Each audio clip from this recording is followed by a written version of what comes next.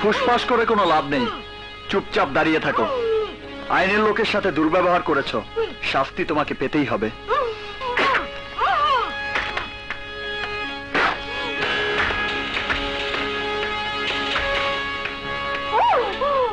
আমার মনে হচ্ছে স্যারের বউ ঝগড়া করছে বললে মুখে ট্যাপ লাগাইছে। না না, আমার মনে হয় পাগল ঝগড়াটে, তাই বাইন্দে থুইছে। স্যার।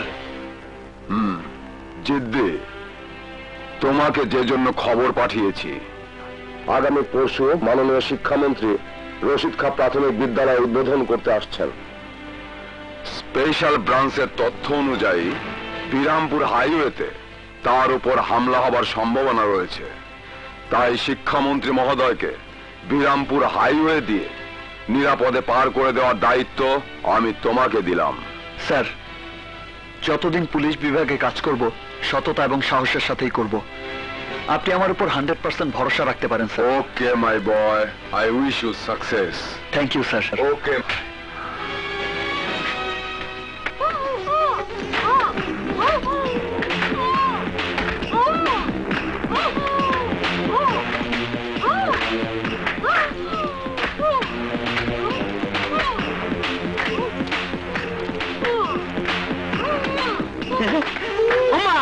স্যার, এটারে কতদিন ধরলেন?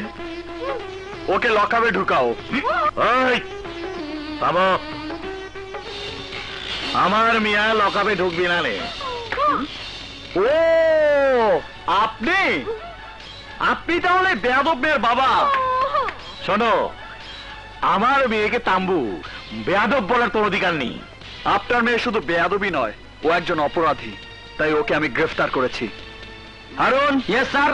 ওকে লকআপে ঢুকাও।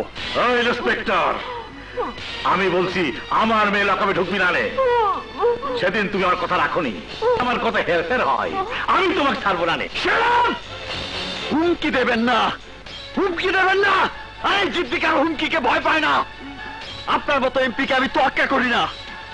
এই ইন্সপেক্টর, মুখে তাম্বু লাগা মুখে। তো রাজনীতির হাট বাজারে তোমার মতো পুলিশ অফিসার আমার এক টেলিফোনে রদ বদল হয়ে যায়, কিন্তু পারতেছি নে।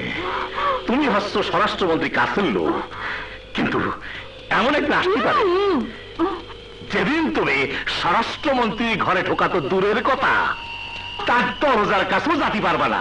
সেদিন আমার দরজায় গিয়ে ভিক্ষা চাইতে হবে। Mister member of parliament, change your angle. দৃষ্টিভঙ্গি পাল্টান। পুলিশ না থাকলে আপনি ক্ষমতায় যেতে পারবেন না, ক্ষমতায় থাকতেও পারবেন না। পুলিশ অনির্বাণ, অনিবার্য। নির্বাচনের আগে অস্ত্র উদ্ধার করে পুলিশ, ভোট কেন্দ্র নিয়ন্ত্রণ করে পুলিশ, নির্বাচিত হবার পর আপনার নিরাপত্তা দেবে পুলিশ। মিছিলে পুলিশ, মিটিংয়ে পুলিশ। পুলিশ ছাড়া আপনি অচল, রাজনীতি অচল, দেশ অচল। আরে হয়েছে